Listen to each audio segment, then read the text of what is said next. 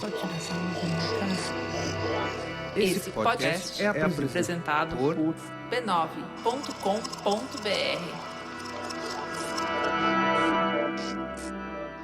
Oi, tá começando mais um episódio do Põe na Estante. Não se preocupa, não tá o episódio todo com essa voz rouca e falhada aqui não, viu? A conversa do episódio foi gravada pré-dor de garganta. Mas esse trechinho na abertura e um trechinho no final em que a gente tem uma conversa especial nesse episódio, uma coisa diferente, uma entrevista curtinha com a autora do livro sobre o qual a gente vai falar.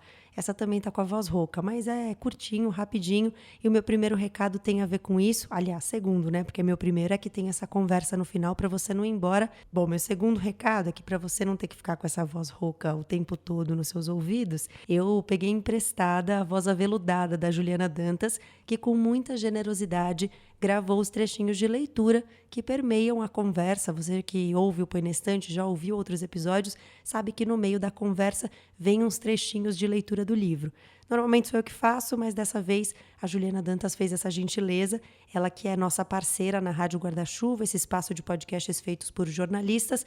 Ela está à frente do Finitude junto com o Renan Silquevicius e o Tomás Chiaverini à frente do Escafandro. E o meu terceiro recado e último antes da gente começar é que o Põe na Estante participou de 2 retrospectivas esse ano. Vai lá no Mamilos Podcast, nosso parceiro de rede B9, para ouvir sobre retrospectiva de vários assuntos, mas o Põe na Estante falando um pouquinho sobre a literatura em 2019.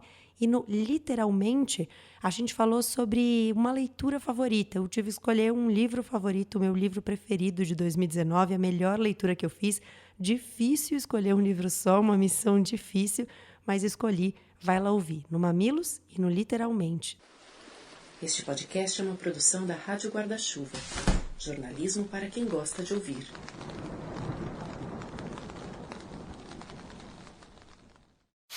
Uma hora. Descemos do carro sem perder tempo. José foi até a porta, por costume procurou a chave no bolso. Segurei o braço dele e girei a maçaneta.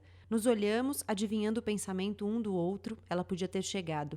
Devia ter chegado. Abri a porta devagar, não queria assustá-la, não queria acordá-la, mas tudo estava exatamente como tínhamos deixado. As flores no vaso, o vaso na mesa, as janelas fechadas. Ela não tinha voltado, dava para ver que ela não estava lá. A ausência tinha peso e volume, era concreta na casa inteira. Mesmo assim, gritei. Amélia! José gritou também. Então um som, um barulho baixo e oco vindo lá de cima. Corremos até o quarto dela. Era uma ave na janela, uma pomba em busca de um lugar para dormir. Estúpida. Ficamos ali. Olhei em torno, ainda procurando. Nada naquele cômodo tinha mais sentido. A cama não tinha a ver com o armário, que não tinha a ver com o criado mudo, nem com a janela ou com as cortinas. Eram elementos de conjuntos diferentes que tinham perdido seu ponto de interseção.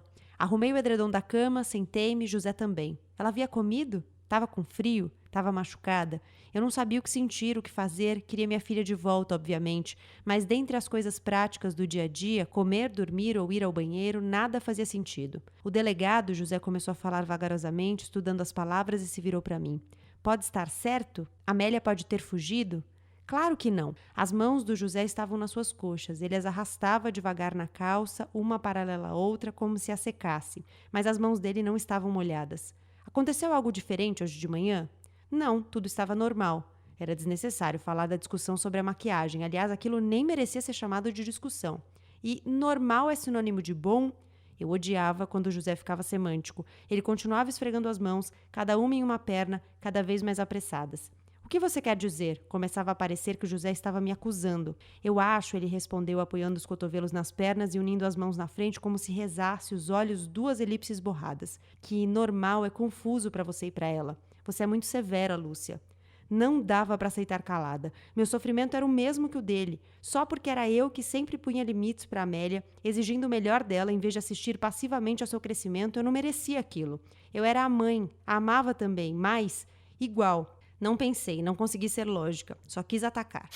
Essa narradora é Lúcia, mãe de Amélia, ou Linha, como os pais a chamavam carinhosamente. Professora da Universidade de São Paulo, matemática brilhante, Lúcia mede o mundo pelos números, e é por eles também que conta suas histórias, que acrescenta detalhes, que provoca reflexões. Pelo menos até o desaparecimento da filha, Amélia. Aliás, muita coisa muda depois que a menina não chega em casa na hora combinada, nem em hora nenhuma depois. A relação intensa que Lúcia tem com a carreira, por exemplo, que antes parece roubar o primeiro plano, perde o brilho, a graça e o sentido. Assim como o casamento de Lúcia e José, que entra em descompasso, com cada um tentando lidar com a ausência de uma forma. A busca por Amélia, a linha entre a loucura e a sanidade quando tudo desmorona, é sobre isso Resta Um, da Isabela Noronha, livro tema desse 4º episódio da 2ª temporada do Põe na Estante, que já começou.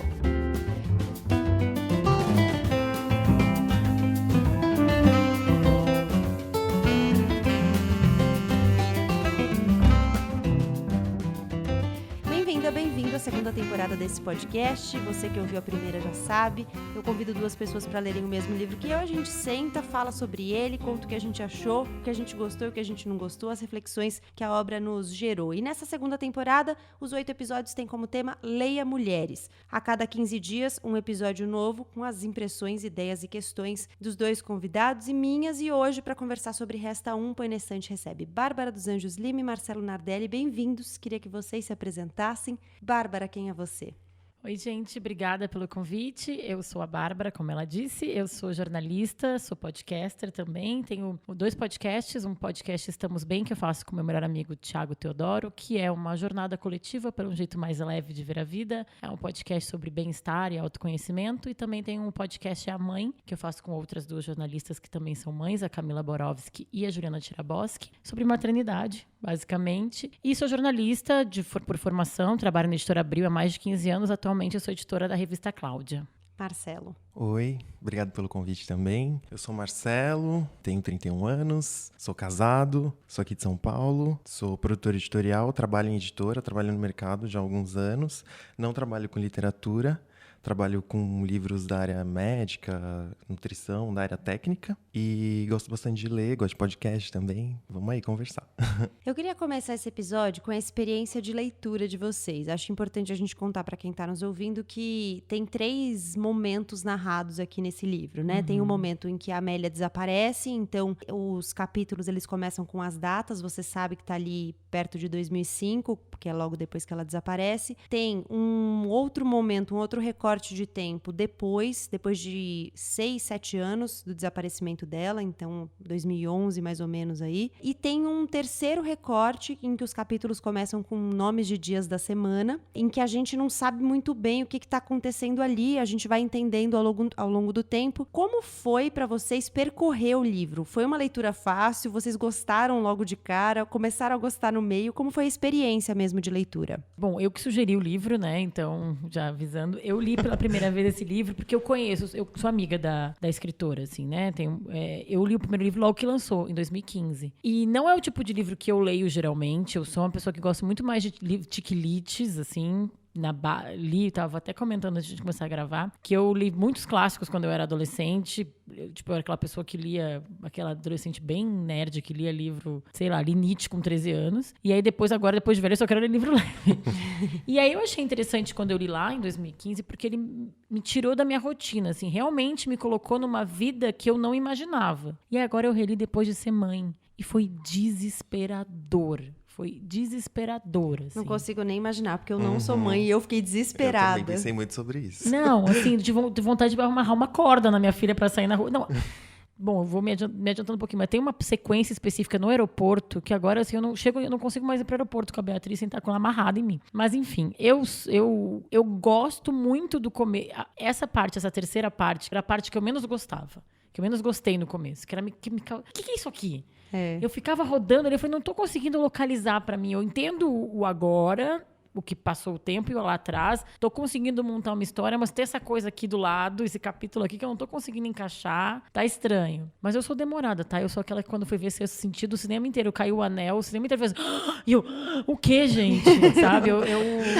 Mas é isso mesmo? Então, eu demoro geralmente quando eu leio suspense pra entender a coisa. Pra mim, as coisas se encaixaram bem no final, assim. O processo de leitura, pra mim, foi... No começo, eu acho que ela tem um ritmo, assim, que pra mim me pegou. Quando ela conta do desaparecimento e aquela angústia dos pais, assim. Eu fiquei muito angustiado.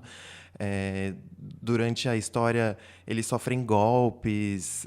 E você fica, meu Deus. Na torcida, né? E que coisa má pra fazer, né? Com pais, assim, nessa situação de filho desaparecido. Mas pro fim foi um pouco mais difícil. difícil, assim, eu não sou muito fã desse estilo de literatura que é fragmentada, assim, que joga com muitas imagens, na prosa, né? Com muitas imagens, assim, porque eu tendo a sair, assim, da leitura. Ela joga muita palavra solta, isso, né? Então, uma frase curta ou uma palavra solta, é disso que você tá falando? Isso, exatamente, que ela fala, acorda, cigarro, levanta, mesa, entendi. computador, não sei o quê. Eu não sou muito fã, assim, mas acho que se justifica na narrativa, porque eu acho que a gente tá dentro da cabeça daquela mulher, assim, e que angústia, assim, pra mim, as sensações que ficaram foram de angústia e isolamento, assim. Sim. Porque é uma coisa que, enfim, pra mim é inimaginável, né? A incerteza, né? Porque, assim, acho que ela até coloca no livro, assim, quando é uma morte, assim, e assim, a gente não sabe o que aconteceu com a Amélia, né? Ela desapareceu, fica aquela interrogação. Não sabe se tá viva, se tá morta. Sabe que a minha mãe, quando leu esse livro, ela não aguentou. Ela foi ler a página final logo. Ela não conseguiu segurar. Eu falei, mãe, eu não acredito. Ela, não tava dando pra mim. Eu tive que pular pro final. Aí depois eu voltei. E aí eu já tô lendo eu já leio preparada. Olha, mas ainda que esse livro tem uma resposta, porque na primeira temporada a gente leu A Criança no Tempo, do Ian McEwan, e não tem uma resposta. E aí é uma angústia horrível, porque você termina o livro querendo dar um fim pra história e não tem fim a história. É uma angústia muito grande. Na cama da minha filha, o edredom rosa claro bagunçado fazia uma clareira do lado esquerdo, deixando ver o lençol roxo. A blusa do pijama estava no chão, as meias de dormir em cima da cama. Uma revista aberta na escrivaninha, perto do perfume de maçã verde, sem tampa. A sombra que ela havia passado estava lá também, debaixo de uma foto que tinha escapado da taxinha da cortiça. Ela e Bruna sorrindo de óculos escuros e uniforme da escola 2 anos antes. Amélia estava em todos os cantos. Ainda assim, não houve resposta quando gritei seu nome. Abri a porta do meio, o banheiro estava gelado. Fechei a janela e a porta do boxe. Voltei ao quarto, abri as outras portas. Ela podia estar se escondendo, rindo do meu desespero, vingando nossos atritos. Mas não estava, não havia ninguém ali. José apareceu na porta. Cadê ela, Lúcia? Perguntou mais para si do que para mim e sentou na cama, olhos fixos no chão, arregalados, tentando enxergar. Vamos pegar o carro, ela não pode estar longe. Ainda tínhamos uma chance. Devíamos ir até a polícia, ele respondeu. Polícia? Para sermos julgados por um delegado qualquer?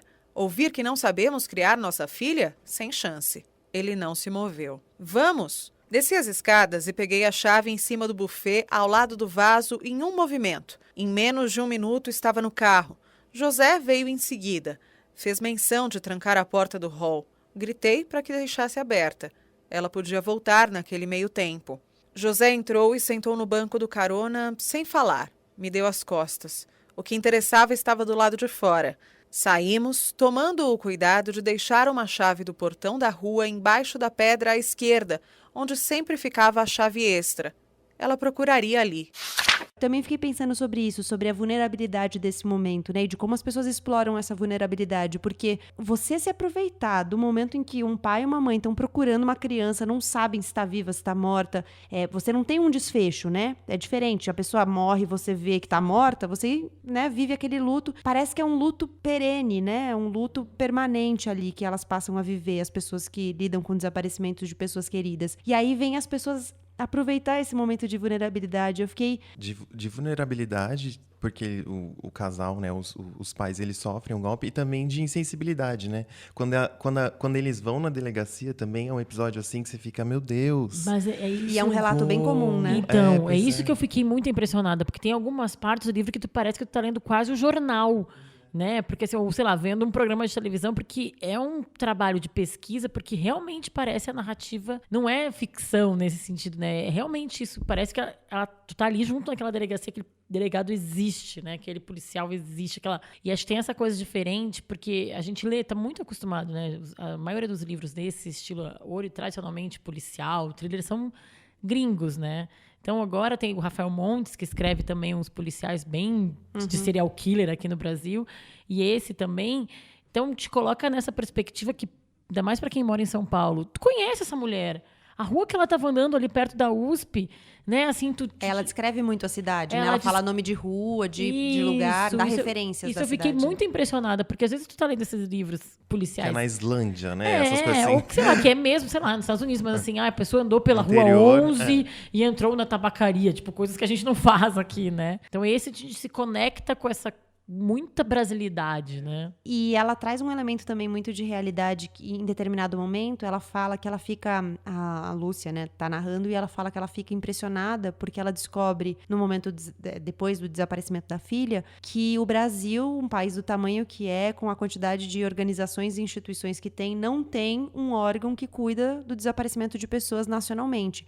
E isso é um dado de realidade muito forte e é, hoje, ainda uma questão no país. A gente não tem, por exemplo, um cadastro nacional de pessoas desaparecidas que funcione. Então, se uma pessoa desaparece em São Paulo, não tem nenhum tipo de comunicação com órgãos de outros estados. Com Rio de Janeiro, Paraná. Né? Mesmo que fosse aqui que seja um estado É. vizinho. Então, ela traz esse dado de realidade muito concreto, além da coisa da delegacia, dessa experiência de ela pode ter fugido, espera 24 horas, que não existe isso, né? Você pode registrar o desaparecimento imediatamente. Mas é muito comum esse relato, quando você conversa com pessoas que tiveram familiares desaparecidos, que os policiais orientam isso, falam, não, espera 24 horas, mas não existe essa regra. Eu, depois de ler o livro, eu fui ver umas entrevistas, fui dar uma pesquisada, vi entrevistas da autora. Ela é jornalista, né? E eu vi que o que levou ela a escrever o livro foi porque ela fez uma reportagem sobre desaparecimento que tocou muito ela e ela ficou com esse tema dentro dela, assim. Então, acho que por isso que ela traz com tanta propriedade esses episódios, assim, porque... Um trabalho de pesquisa, né? É, porque é muito... É só de quem conversou com alguém que passou por isso mesmo, assim, né? De o que acontece na delegacia, o que acontece... E é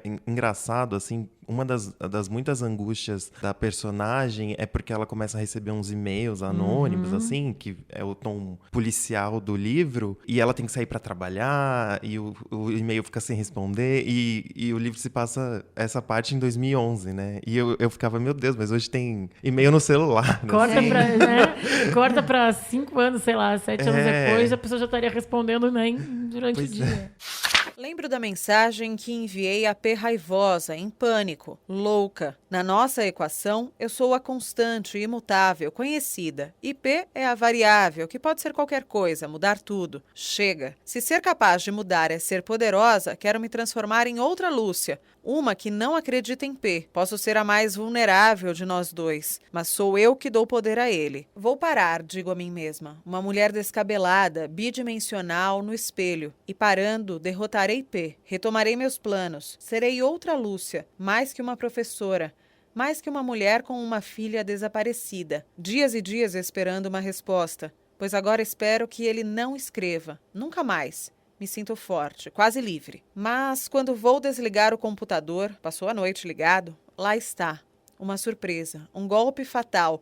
Um novo e-mail de P pesa no alto da caixa de entrada. Vou para a cozinha, encho de água a chaleira e ligo a trempa embaixo dela. Pego a garrafa de café, coloco o filtro em cima, o pó dentro. Tiro da geladeira o vidro de requeijão, recolho um pouco com uma faca, espalho na torrada. Mastigo cada pedaço 20, 30 vezes e engulo para descobrir um novo sabor, pasteurizado, artificial, como outra torrada. Olho o relógio redondo acima da geladeira, o mesmo que chequei tantas vezes no dia em que Amélia desapareceu. São 6h15. Ainda tenho tempo antes de sair para o Inês. Vou ler a mensagem. Devo. Não fazer isso seria punir a mim mesma.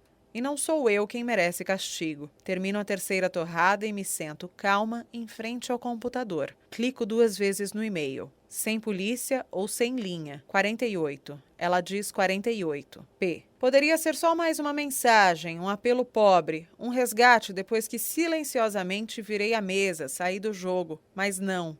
Linha. Ele a chamou de linha. Só eu chamava a Amélia assim.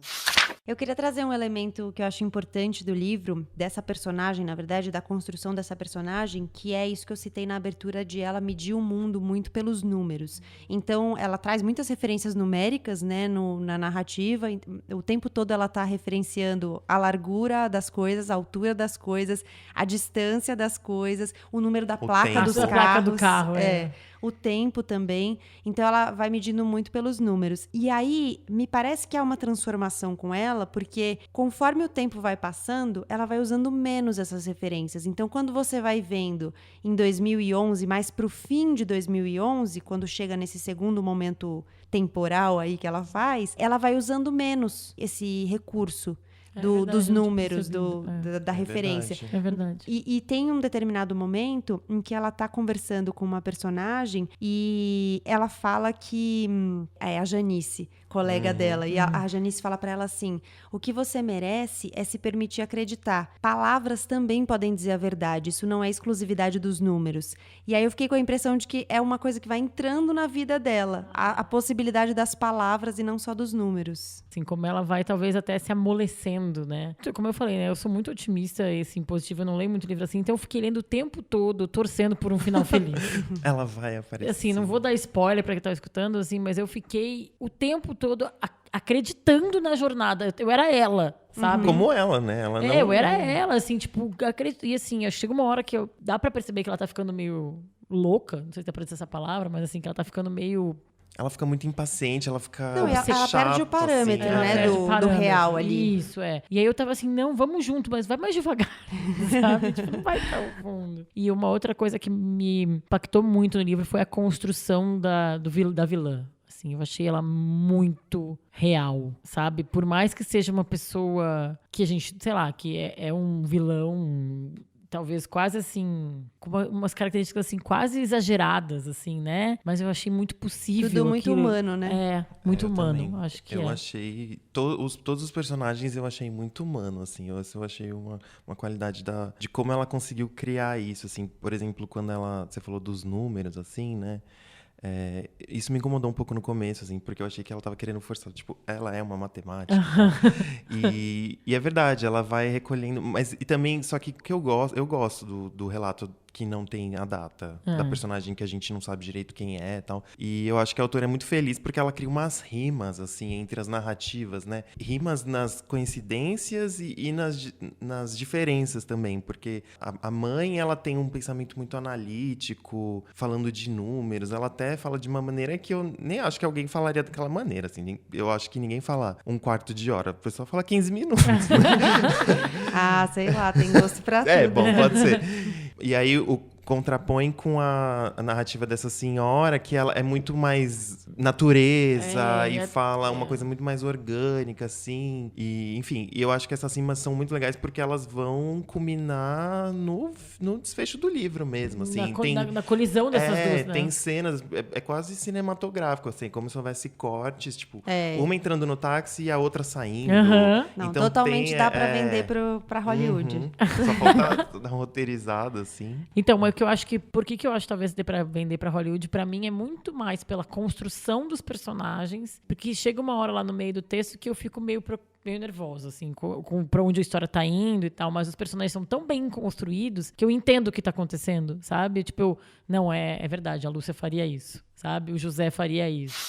Eu queria medir a escuridão que tinha engolido tudo. Queria saber sua largura, profundidade, espessura, para que, como Tales, que media sombras para encontrar a altura das pirâmides, pudesse calcular sua dimensão real, ver onde termina, contar regressivamente. Mas o desaparecimento da minha filha não me deixou nada para juntar. Eu não tinha equação para construir. Era exatamente o 8º mês. Quase uma nova gravidez. Amélia havia entrado em mim de novo. Comia, dormia, ganhava peso dentro de meu corpo. José tinha voltado a cumprir jornada integral na empresa, das 9 às 9, às vezes até às 11. A DJ Mecânica Industrial estava indo bem. Agora era um nome no mercado. Ao longo da licença de José, Décio tinha fechado a exclusividade com uma grande companhia de mineração. Meu marido ficava com a parte criativa, reformulava as peças das máquinas dos clientes para torná-las mais eficientes. Não conversávamos muito, a não ser durante as refeições.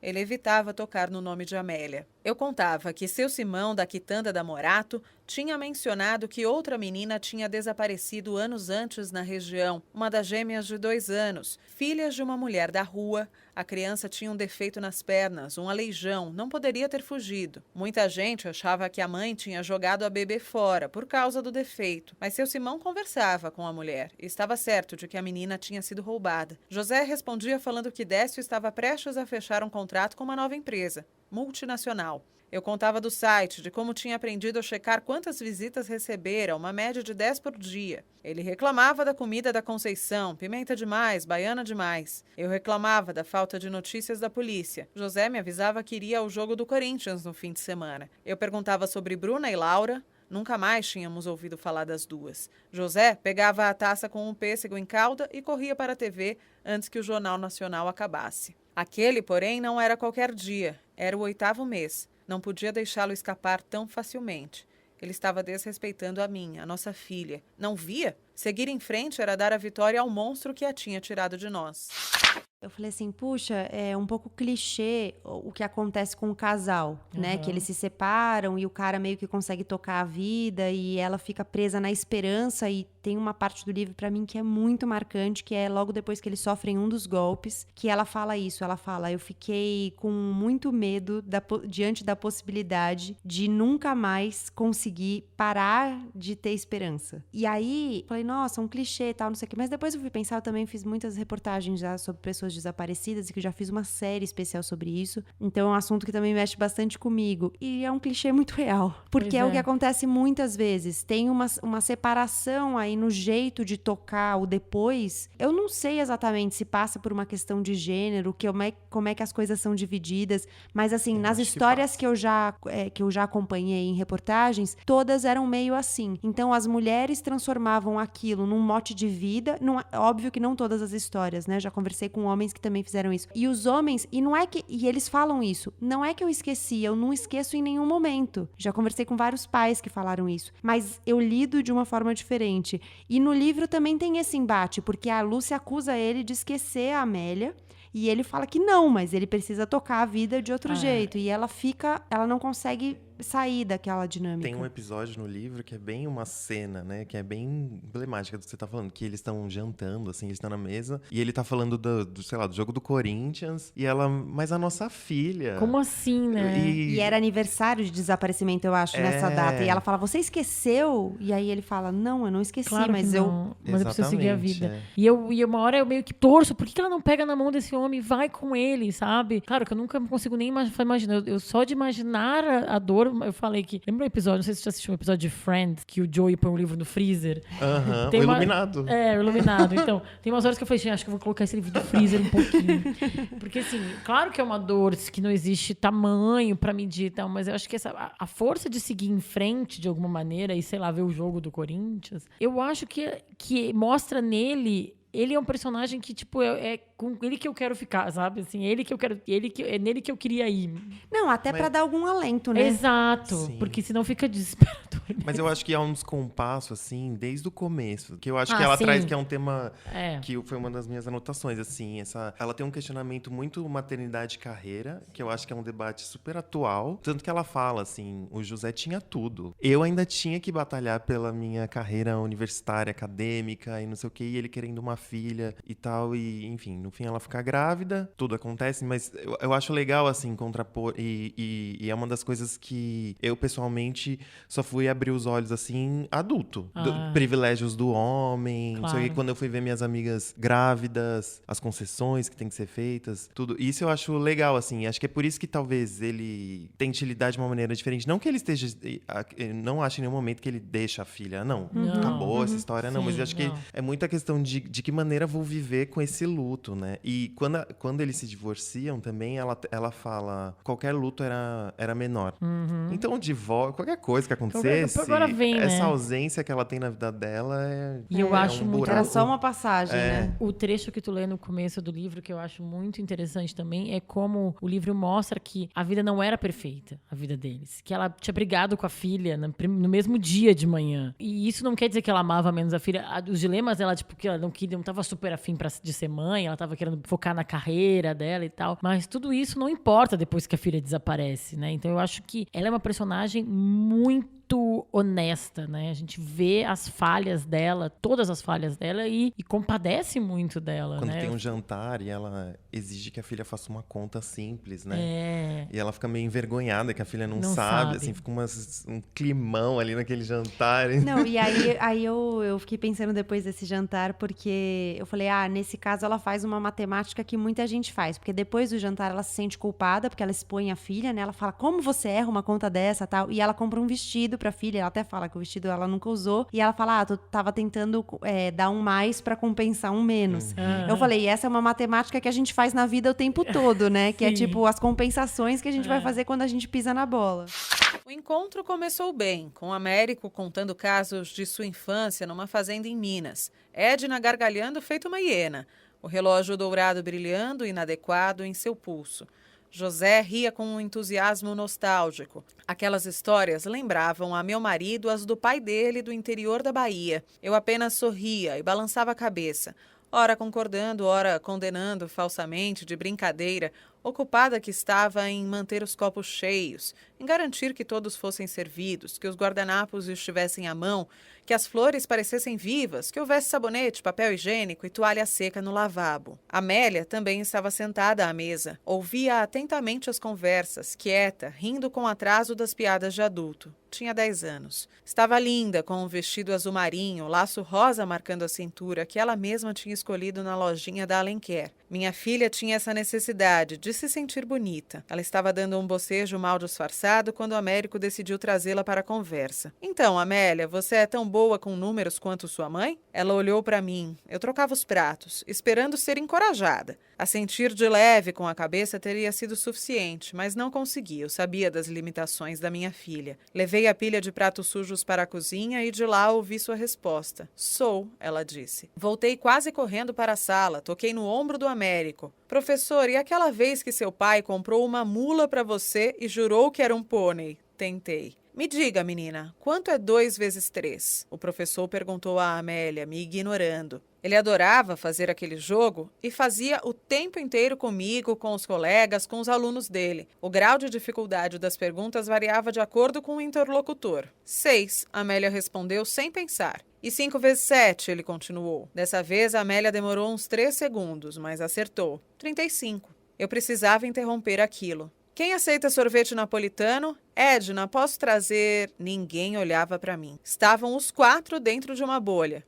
E 6 vezes 8? Américo perguntou. 56. Pronto, ela havia errado. Perdi. Amélia, não, eu disse com firmeza. E agora sim todos me olhavam. Não é difícil, é 48, lembra? 48. Ela desviou os olhos. Uma pergunta simples. Minha filha tinha que saber.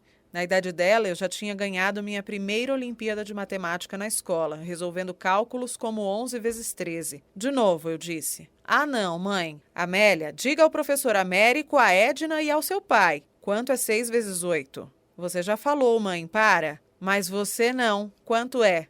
48, ela respondeu baixo, quase para si, e se levantou. Correu até as escadas e subiu de 2 em 2 degraus, as pernas finas, mas firmes, até o quarto. Ouvimos a porta bater. Eu queria trazer uma outra questão aqui, que é a relação dela, e pensando ela como mãe, né? A relação dela com a filha. A filha é um ser que coloca para ela a questão da improbabilidade de maneira muito forte. Primeiro, é improvável, ainda que seja muito frequente, que uma criança desapareça.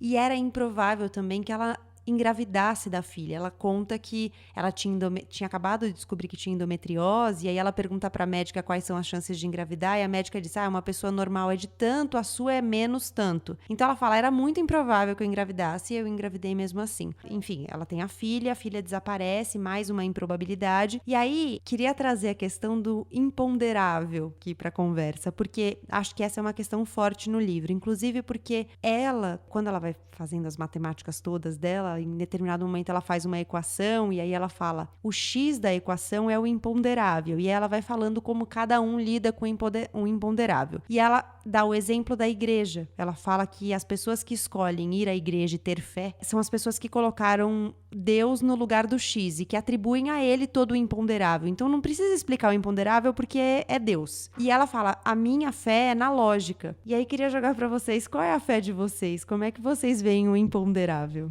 Nossa. Profundo, né? Né? A minha fé eu tenho fé no acaso, tenho fé na energia. Eu sou totalmente não a Lúcia.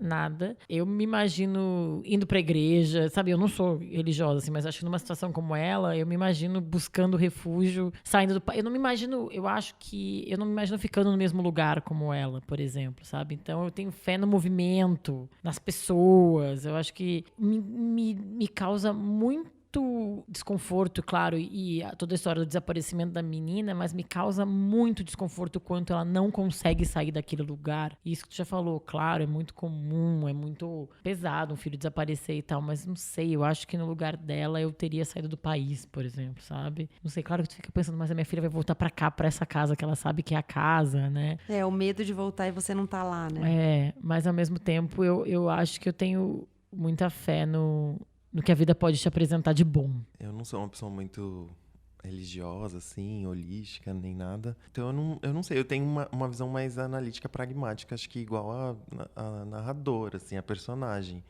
Mas não sei, eu fico também pensando aqui que é um pouco me comparar ao drama dela também, assim, é um drama, pra mim é um dos piores, assim, que pode acontecer, assim, essa questão que você leva, né? Porque não tem uma coisa definida, assim, então pode ser, não sei, que agora você falando que ela não sai do lugar, não tinha feito essa reflexão, como ela fica, né? Assim, se não fosse o e-mail chegar até ela, pode ser que... ela muda de casa, né? Sim, claro. Ela vai para um apartamento, mas assim, ela tá ali... Sim, ela fica no Tem mesmo hora que lugar. ela volta, né? É porque ela refaz refaz o caminho, né? Ela refaz o caminho várias vezes logo depois do desaparecimento. E aí tem um momento lá na frente, no outro recorte temporal, que ela pega um táxi e, sem querer, ela dá pro motorista o endereço. E aí o motorista fala, chegamos, né? E aí ela fala, não, mas não é aqui. E aí ele fala, mas esse foi o endereço que você me deu. Mas eu não tenho, assim, eu não sei a quem eu entregaria o meu X, assim, não... Eu acho que eu atribuo bastante ao acaso. Como eu me apego, não tinha que acontecer. Tinha que ser assim. Mas é um conforto também, né? Pensar assim. Eu acredito realmente nisso, mas penso que talvez eu acredite tanto porque é mais confortável pensar nisso, assim. Eu não atribuo especificamente a nada, mas quase ao universo, sabe assim? Tinha que ser. Porque tem uma hora no começo que ela tá começando a contar, que ela conta como ela não queria engravidar, como ela tinha brigado com a filha, que eu falei, ela vai começar a se culpar e falar, é porque eu era uma péssima mãe que isso aconteceu. Assim. Mas eu acho que ela meio não fica muito, ela não se permite, ela fica naquele limiar, assim, porque ela é muito analítica, sabe? Ela dança com essa possibilidade, ela flerta com essa... Eu acho que quando ela relembra esses Mas episódios... ela não chega a cravar que é por causa disso, é por causa da mente analítica. Quando né? ela relembra esses episódios de, foi muito dura, foi muito... Eu acho que é uma coisa que deve passar, assim como, sei lá, quando alguma pessoa querida sua morre e você fala, pô, mas a última coisa que eu falei pra essa pessoa não foi uma coisa legal. Como se invalidasse todo o anterior, né? E também acho que é uma busca dela do tipo, mas será que ela fugiu? Porque ela falou, se eu fui grossa com ela ou ela não gostava de mim, ela pode ter fugido, não sei, né? Uma justificativa, né? Enfim, acho que... E no trecho que eu li no início, o José, marido dela, pai da Amélia, ele meio que insinua isso, né? Será que ela fugiu? Porque a mãe é meio que o bad cop e o pai é o good cop. Mas Amélia estava no computador, invadindo meu mundo 3x3 com o caos de suas espirais. Quando me ouviu chegar, fechou o documento em que trabalhava. O que está fazendo? Nada. Linha. Você sabe que nada é a ausência, um conjunto vazio. Nada não é o que você está fazendo. Ela olhou para o chão, o peito subiu e desceu num quase soluço. Amélia estava engasgada, mas não falou, sabia que não havia justificativas ou desculpas. Levantou-se da cadeira, ombros mais baixos que o habitual, consciente da minha autoridade sobre aquela máquina e sobre ela, e deixou o escritório. Não sei por que não olhei o documento em que ela mexia, por que não investiguei, como fazia sempre. Era meu dever de mãe. Amélia, solta daquela forma, era uma temeridade, mas controlar requeria tempo. Era domingo, eu estava cansada de medir e tinha que reler meu artigo antes do almoço. José queria ir ao Firenze, a nova cantina na quadra de baixo. Eu revisava uma página a cada 2 minutos, levaria 1h06 para finalizar. E isso se não fossem necessários ajustes. Erros poderiam dobrar o tempo de trabalho, demandando reescrever parágrafos, às vezes trechos inteiros, à procura do termo exato, da expressão mais correta. Palavras confundem, têm múltiplos significados, são escolhas. Um número apenas é. José tinha acabado de acordar, eu ouvi. Mas quem desceu as escadas foi o palhaço vagalume, seu alter ego dominical, com voz grave. Bom dia, senhor Sol! Com a voz aguda, roubando um cravo vermelho do vaso de porcelana. Bom dia, pequena e delicada flor! Gritando, braços abertos no meio da sala. Bom dia, vida! A Amélia gargalhava, viajando para trás no tempo, uma menininha de novo. Eu odiava José por aquilo. Eu o amava. Lutava para não me incomodar com o barulho, ainda faltava a conclusão do relatório. Oi? Pedi. Oi? E um pouco mais alto. Gente, dá para falar mais baixo? Eles não responderam. Fechei a porta, mas os gritos e risadas dos dois davam a volta na mesa, invadiam o escritório, brincavam com a minha concentração. Abri a gaveta secreta... Peguei um cigarro. José não podia nem imaginar que eu fumava. Uma prima dele tinha acabado de morrer de câncer de pulmão aos 41 anos. Acendi. E Amélia? Pensei na minha filha. Ela jamais poderia me ver fumando, menos que perfeita. Lá fora, a casa branca do vizinho brilhava. Única testemunha. E eu acho que vale muito a pena ler, assim, fazendo um publi aqui do livro. Porque Olha, é muito... tá ganhando? Não tô ganhando, infelizmente. Se quiserem mandar mimos, gente, aceito. Porque, assim, eu vi... Por exemplo, você vai na página das livrarias virtuais, assim, do livro. Muita gente fala...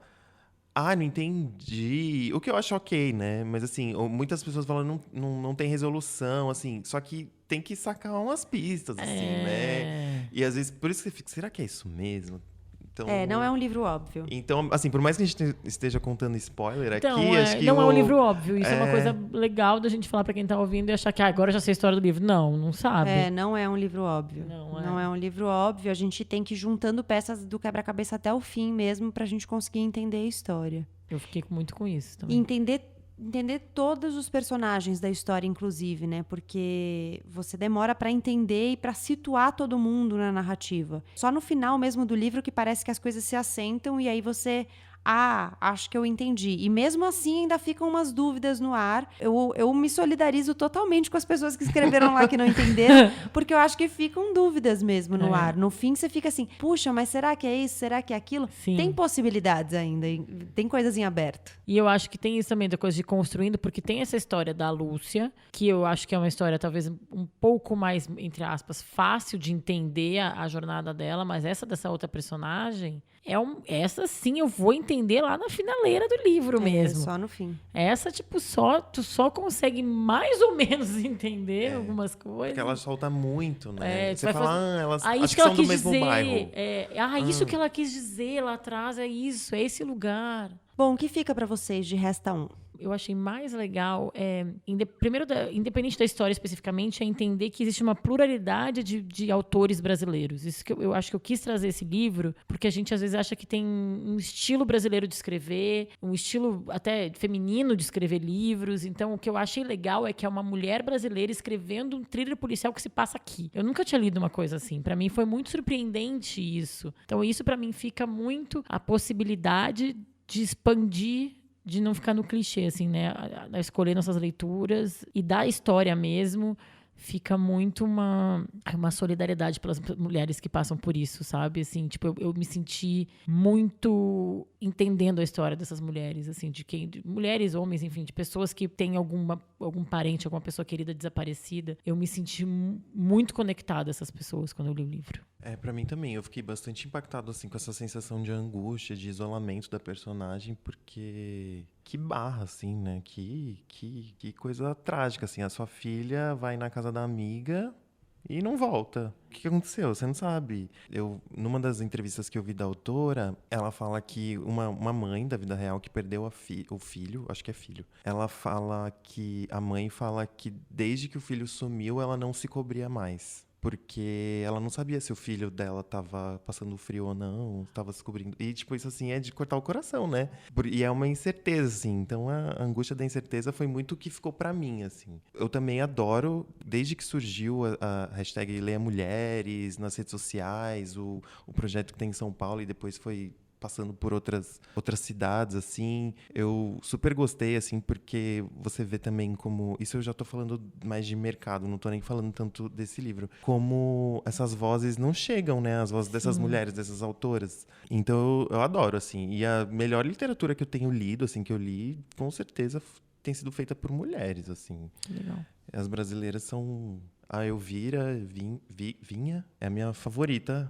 Ela é maravilhosa. Ela é maravilhosa. Ela é muito assim. boa. Então eu adorei conhecer, assim. Queria muito que ela lançasse outro. Ela vai lançar. Alô, Isabela. Alô, Isabela, eu falei com ela. Ela tá trabalhando no segundo livro, que também, ela disse, não entrega muito, porque eu ainda tô escrevendo, mas ele vai lançar. E ela disse que também é policial e também... Ela pode ter um crime ou não. Ela gosta de sistemas leves, né? Pra mim também ficou isso da incerteza, assim. Eu fiquei desesperada lendo o livro, fiquei muito angustiada. Foi um livro que me trouxe coisas bem sombrias, assim, porque eu também sou bastante controladora, me identifiquei bastante com a Lúcia. Apesar de o meu controle não ser pela matemática, aliás, eu não tenho nenhuma identificação com a matemática, eu sou bastante controladora. E essa perspectiva de você não só não ter o controle, mas você não ter nem ideia de por onde começar a buscar, sabe? Nossa, eu fiquei muito, muito angustiada lendo o livro, me identifiquei, me solidarizei muito com as pessoas que passam por essa situação, ou que estão nessa situação. Bárbara dos Anjos Lima, Marcelo Nardelli, obrigada por estarem aqui, obrigada pela presença de vocês. E para terminar, se vocês quiserem contar para as pessoas onde elas encontram vocês, arrobas e tudo mais. Eu sou @da Bárbara em todas as redes sociais, Twitter, Instagram. É Twitter e Instagram, rede social hoje em dia, né? MySpace, né? Sei lá, no Orkut. Facebook, o que tem a ver. Facebook. E eu tenho 2 podcasts, como eu falei, é o @podcast Estamos Bem, o @podcast é a mãe. Me sigam em qualquer rede social, mandem mensagens, me indiquem livros de autoras brasileiras, mulheres, que eu tô atrás de novos pra ler, gente. Obrigada. Então já vamos trocar figurinha. Vamos. Obrigada muito pelo convite, adorei, Gabi. Obrigada a você. Eu não... Bom, minha rede social é o Instagram também, é Nardelli, mas é bem pessoal, assim, não tenho nenhum projeto pra tá aí pro mundo. Mas tu põe foto das tuas comidas, posta foto das tuas comidas, onde tu vai almoçar. Isso, às vezes uns livros também. Então, já tem alguma coisa uns aí. Uns stories, assim. E tem eu tenho. A gente tem com uns amigos, assim, um clube de leitura, que é bem despojado, assim, sem muitas pretensões. Que tem um Instagram, chama Clube dos Histéricos, que às vezes a gente bota uns livros lá, as discussões também são bem bacanas. Bom, a gente falou um pouco aqui da Isabela Noronha, ela também é jornalista, além de escritora, nasceu em 1980 em Belo Horizonte. Resta Um é o primeiro romance dela, foi escrito em 2015. O projeto da obra venceu o prêmio da agência literária Curtis Brown Prize, e o livro foi finalista do Prêmio São Paulo de Literatura na categoria de autores estreantes com menos de 40 anos. Antes disso, em 2013, ela tinha publicado um livro infanto-juvenil, Adeus é para super-heróis. Resta Um é da Isabela Noronha, da Companhia das Letras, tem 301 páginas. Bom, feitas as apresentações, eu voltei com a minha voz um pouquinho rouca para a gente fazer essa conversa breve com a Isabela Noronha, escritora do livro. Ela fez a gentileza de responder algumas perguntas. É uma conversa breve que a gente fez pelo WhatsApp. Então, fui mandando as perguntas para ela e ela me respondendo em áudios de WhatsApp. Primeiro, eu queria agradecer muito a Isabela por ter topado essa conversa. E vamos para as perguntas. Eu fiz essa virada de página aqui, não para a gente entrar para o livro, para a gente entrar no livro, mas para a gente fazer um parênteses no final, a gente vira a página de novo para fechar esse parênteses. Vamos para a conversa com a Isabela. Eu pedi para que a Bárbara e o Marcelo, que participaram dessa conversa, também mandassem uma pergunta a cada um. Eu vou começar com a pergunta da Bárbara, que quis saber qual foi o nível de envolvimento da Isabela com a história, se ela também sofreu escrevendo esse livro, quando ela se envolveu com o sofrimento da personagem. Estou muito feliz de participar do Põe na Estante e muito feliz de poder falar do Resta Um, do processo de criação dele. Escrever o livro foi sofrido de várias maneiras, né? Acho que escrever é de muitas maneiras sofrido. É uma luta sua contra você mesmo, né? Contra o pensamento mais automatizado, contra o olhar viciado, uma luta para você achar a palavra certa ou para você achar a palavra mais incerta, mais surpreendente. Mas eu acredito que a Bárbara esteja falando, né, por causa do tema do Resta Um, que é um livro sobre essa mãe cuja filha desaparece. Na verdade, é um livro sobre uma mãe que não desiste de procurar a filha desaparecida. Foi muito sofrido, sim. A ideia do livro veio de uma matéria que eu fiz como jornalista. Naquela época, eu entrevistei várias mães que tinham filhos desaparecidos. Foi a matéria mais difícil de fazer. Eu não era mãe naquela época. Mesmo assim, eu me lembro de chegar em casa de noite e desabar. Chorar, porque é uma dor enorme, sem contorno, sem previsão de fim. Então, escrevendo, eu voltei várias vezes no material que eu ainda tinha sobre isso. Voltei no depoimento dessas mulheres. Para escrever, eu tive que refletir sobre isso, sobre esse tema. E como o livro é escrito na primeira pessoa, né, os pensamentos da Lúcia, contando a história, muitas vezes tá na voz dela a história, eu tive que tentar encarnar ela de alguma forma. Então, foi muito dolorido. Eu não me lembro de ter chorado escrevendo, mas eu me lembro de ter ficado muito emocionada muitas vezes durante a pesquisa, de quase chorar, de sentir muita angústia. Era uma angústia que não me provocava um choro. Acho que até um silêncio às vezes. Agora a pergunta é do Marcelo. Ele pergunta se as duas narrativas que acontecem no livro, né, a gente falou um pouco na conversa, são duas personagens narrando duas histórias paralelas, se essas duas histórias foram escritas ao mesmo tempo, se ela criou uma e depois criou a outra. Eu comecei escrevendo a narrativa da Lúcia, da personagem principal. E criei, até certo ponto, a jornada dela, e depois entrou a minha Dona Esmê no processo. Eu fui criando as duas paralelamente, ao mesmo tempo, e muitas vezes voltando em uma, voltando em outra, para criar os contrastes, os efeitos que eu queria. Agora, nas minhas perguntas, eu perguntei primeiro o que esse livro representa na trajetória da Isabela. Eu poderia falar sobre ele na minha trajetória profissional, mas eu quero falar sobre ele também na minha trajetória pessoal, que é uma conquista muito grande, uma realização muito grande, ter escrito esse livro. Para a minha vida profissional, junto com o meu outro livro, né, eu tenho um livro infantil, que é o Adeus é para Super-Heróis, e os dois foram lançados mais ou menos na mesma época, se eu não me engano, com menos de um ano de diferença, e os dois abriram para mim as portas para essa vida de escritora, para conviver com escritores, para dar oficinas. Hoje eu dou oficina no Vera Cruz, no curso na pós-graduação de formação de escritores, dou oficina e dou aula, e vou dar uma oficina também nesse ano de 2020 no Escrevedeira da Noemi Jaffe. Sou muito feliz por tudo que o Resta Um me deu. Isabela, eu queria saber também o que a literatura te deu, o que você acha que a literatura te entregou nesse seu percurso. A literatura me ajuda a valorizar a escuta, porque ler é escutar. A literatura me ajuda a valorizar a generosidade daquele que se dispõe a escutar, né, a ouvir aquilo que eu escrevi. A literatura me transformou também numa pessoa que tem muita vontade de viver, de observar, de experimentar muitas coisas na vida. Eu acho que ela me deu essa fome de vida, de poder experimentar, para poder escrever, para me inspirar, para abrir portas na imaginação. E por fim eu perguntei sobre mulheres, já que o tema dessa temporada, dessa segunda temporada é Leia Mulheres, eu perguntei quais foram as mulheres, Isabela, que te inspiraram e o que você está lendo agora. Eu sou muito encantada, muito impactada pela literatura da Lígia Fagundes Telles. Então, quando eu li As Meninas, eu fiquei completamente tomada por aquele livro que parece que corre energia naquelas páginas.